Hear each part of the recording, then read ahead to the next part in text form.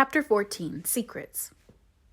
Joe was very busy in the garret, for the October days began to grow chilly, and the afternoons were short. For 2 or 3 hours the sun lay warmly in the high window, showing Joe seated on the old sofa, writing busily with her papers spread out upon a trunk before her, while Scrabble, the pet rat, promenaded the beams overhead, accompanied by his oldest son, a fine young fellow who was evidently very proud of his whiskers. Quite absorbed in her work, Jo scribbled away till the last page was filled, when she signed her name with a flourish and threw down her pen, exclaiming, "There! I've done my best. If this won't suit, I shall have to wait till I can do better." Lying back on the sofa, she read the manuscript carefully through, making dashes here and there and putting in many exclamation points, which looked like little balloons. Then she tied it up with a smart red ribbon and sat a minute looking at it with a sober, wistful expression, which plainly showed how earnest her work had been. Joe's desk up here was an old tin kitchen which hung against the wall.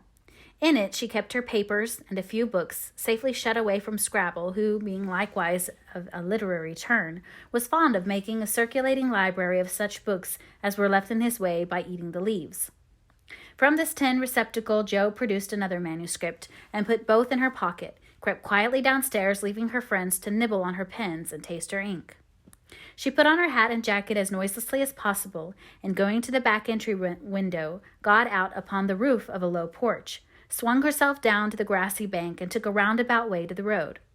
Once there, she composed herself, hailed a passing omnibus, and rolled away to town, looking very merry and mysterious. If anyone had been watching her, he would have thought her movements decidedly peculiar, for on alighting she went off at a great pace till she reached a certain number in a certain busy street.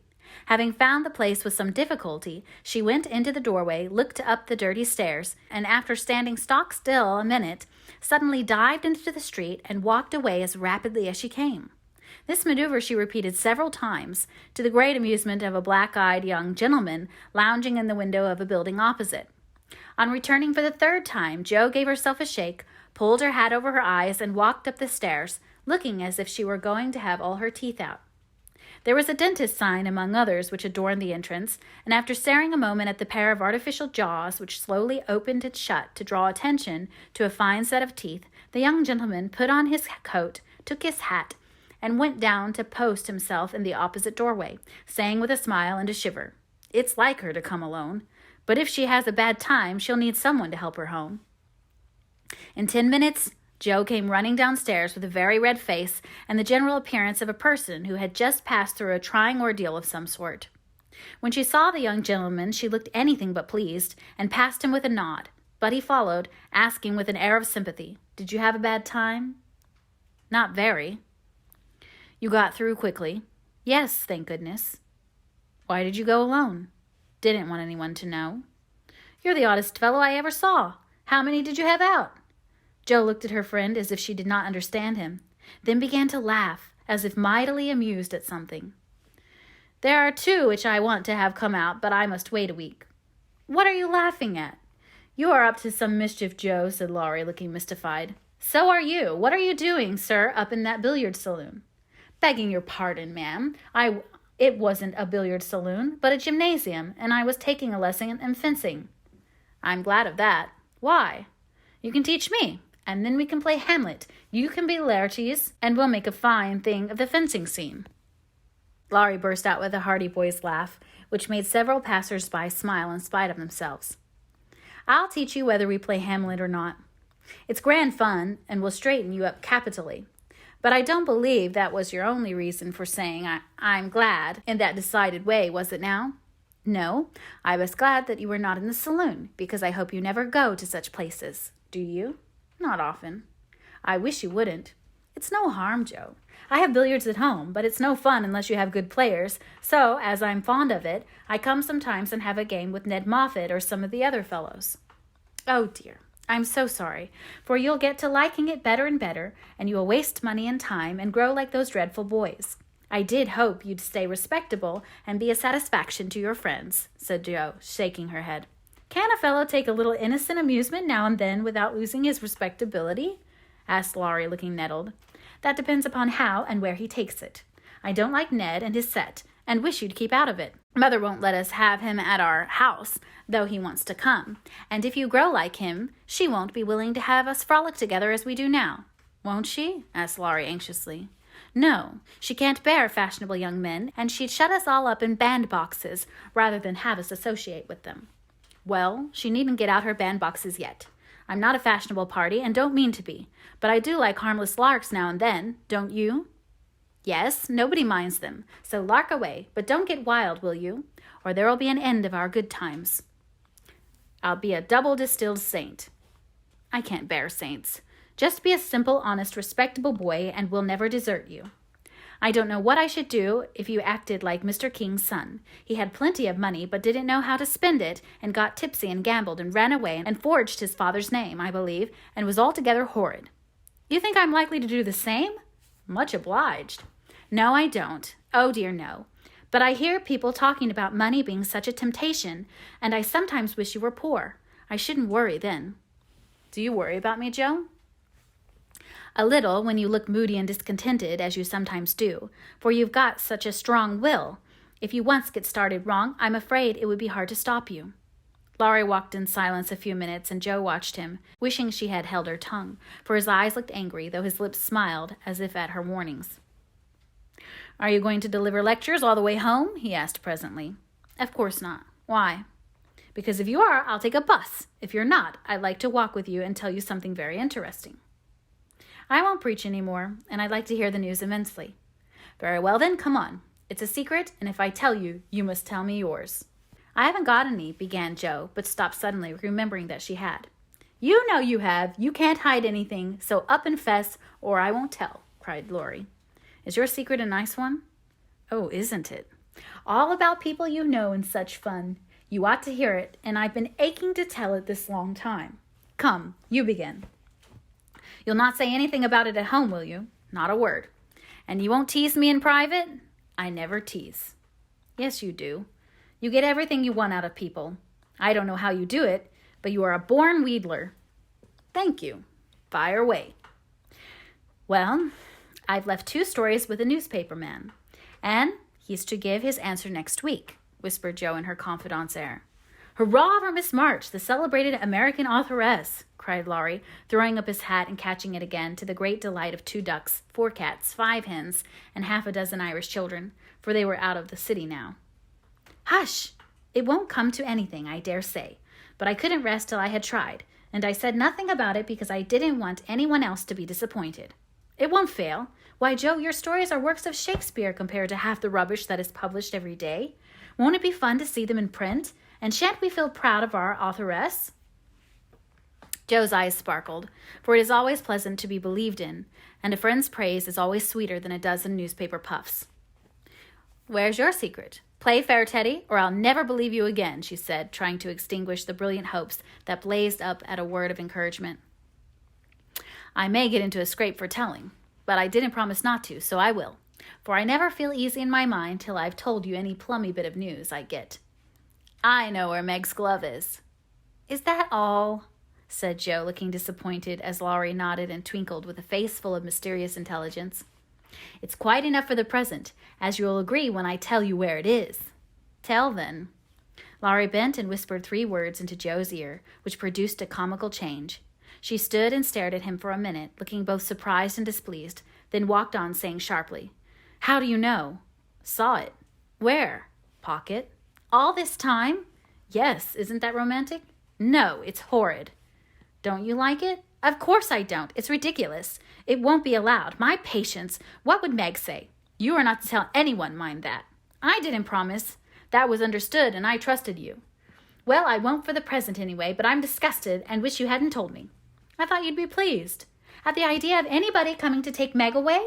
No, thank you. You'll feel better about it when somebody comes to take you away. I'd like to see anyone try it, cried Joe fiercely. So should I, and Laurie chuckled at the idea. I don't think secrets agree with me. I feel rumpled up in my mind since you told me that, said Joe rather ungratefully. Race down this hill with me, and you'll be all right, suggested Laurie. No one was in sight. The smooth road sloped invitingly before her, and finding the temptation irresistible, Joe darted away, soon leaving hat and comb behind her and scattering hairpins as she ran. Laurie reached the goal first and was quite satisfied with the success of his treatment, for as Atlanta came panting up with the flying hair, bright eyes, ruddy cheeks, and no sign of dissatisfaction in her face. I wish I was a horse, then I could run for miles in this splendid air and not lose my breath. It was capital, but see what a guy it's made me. Go, pick up my things like a cherub as you are, said Joe, dropping down under a maple tree, which was carpeting the bank with crimson leaves. Laurie leisurely departed to recover the lost property, and Joe bundled up her braids, hoping no one would pass by till she was tidy again.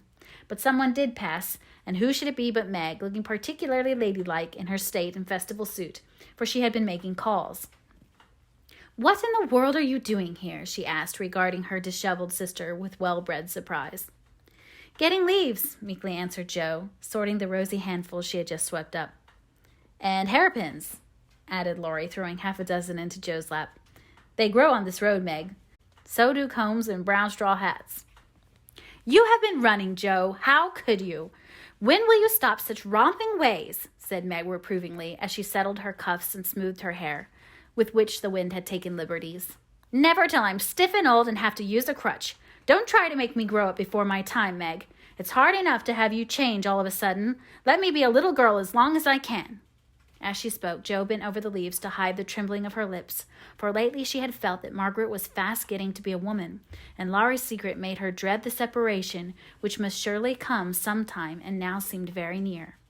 He saw the trouble in her face and drew Meg's attention from it by asking quickly, "Where have you been calling all so fine?" "At the gardener's, and Sally has been telling me about Belle Moffat's wedding. It was very splendid, and they have gone to spend the winter in Paris. Just think how delightful that must be." "Do you envy her, Meg?" said Laurie. "I'm afraid I do." "I'm glad of it," muttered Joe, tying on her hat with a jerk. "Why?" asked Meg, looking surprised. "Because if you care much about riches, you will never go and marry a poor man," said Joe, frowning at Laurie, who was mutely warning her to mind what she said.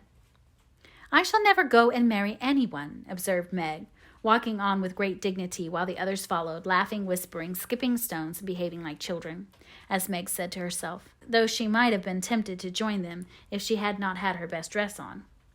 For a week or two, Joe behaved so queerly that her sisters were quite bewildered. She rushed to the door when the postman rang, was rude to Mr. Brooke whenever they met, would sit looking at Meg with a woe-begone face, occasionally jumping up to shake and then kiss her in a very mysterious manner. Laurie and she were always making signs to one another and talking about spread eagles, till the girls declared they had both lost their wits. On the second Saturday after Joe got out of the window, Meg, as she sat sewing at her window, was scandalized by the sight of Laurie chasing Joe all over the garden and finally capturing her in Amy's bower. What went on there Meg could not see, but shrieks of laughter were heard, followed by the murmur of voices and a great flapping of newspapers. "What shall we do with that girl? She never will behave like a young lady," sighed Meg, as she watched the race with a disapproving face. "I hope she won't. She is so funny and dear as she is," said Beth, who had never betrayed that she was a little hurt at Joe's having secrets with anyone but her. "It's very trying, but we never can make her comme il faut," added Amy, who sat making some new frills for herself, with her curls tied up in a very becoming way, two agreeable things that made her feel unusually elegant and ladylike. In a few minutes, Joe bounced in, laid herself on the sofa, and affected to read. "Have you anything interesting there?" asked Meg with condescension. "Nothing but a story. Won't amount to much, I guess," returned Joe, carefully keeping the name of the paper out of sight. "You'd better read it aloud. That will amuse us and keep you out of mischief," said Amy in her most grown-up tone. "What's the name?" asked Beth, wondering why Joe kept her face behind the sheet. "The Rival Painters." "That sounds well. Read it," said Meg. With a loud hem and a long breath, Joe began to read very fast. The girls listened with interest, for the tale was romantic and somewhat pathetic, as most of the characters died in the end. "I like that about the splendid picture," was Amy's approving remark as Joe paused. "I prefer the Lovering part. Viola and Angela are two of our favorite names. Isn't that queer?" said Meg, wiping her eyes, for the Lovering part was tragic.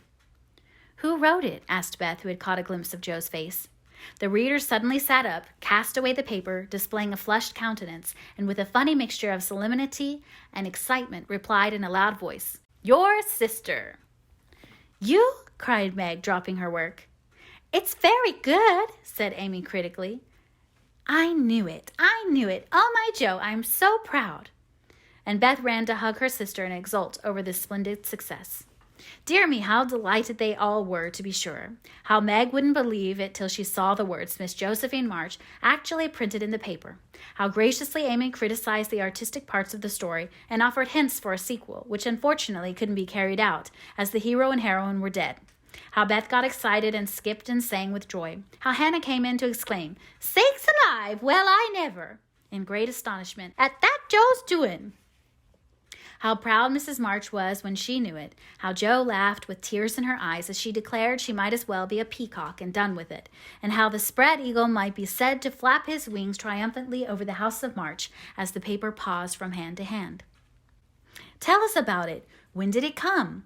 How much did you get for it? What will Father say? Won't Laurie laugh?" cried the family all in one breath as they clustered about Joe, for these foolish, affectionate people made a jubilee of every little household joy. "Stop jabbering, girls, and I'll tell you everything," said Joe, wondering if Miss Burney felt any grander over her Evelina than she did over her rival painters. Having told how she disposed of her tales, Joe added, "And when I went to get my answer, the man said he liked them both, but didn't pay beginners, only let them print in his paper and notice the stories. It was good practice, he said, and when the beginners approved, anyone would pay. So I let him have the 2 stories, and today this was sent to me, and Laurie caught me with it and insisted on seeing it, so I let him, and he said it was good, and I shall write more, and he's going to get the next paid for, and I am so happy, for in time I may be able to support myself and help the girls." Joe's breath gave out here, and wrapping her head in the paper, she bedewed her little story with a few natural tears, for to be independent and earn the praise of those she loved were the dearest wishes of her heart, and this seemed to be the first step toward that happy end.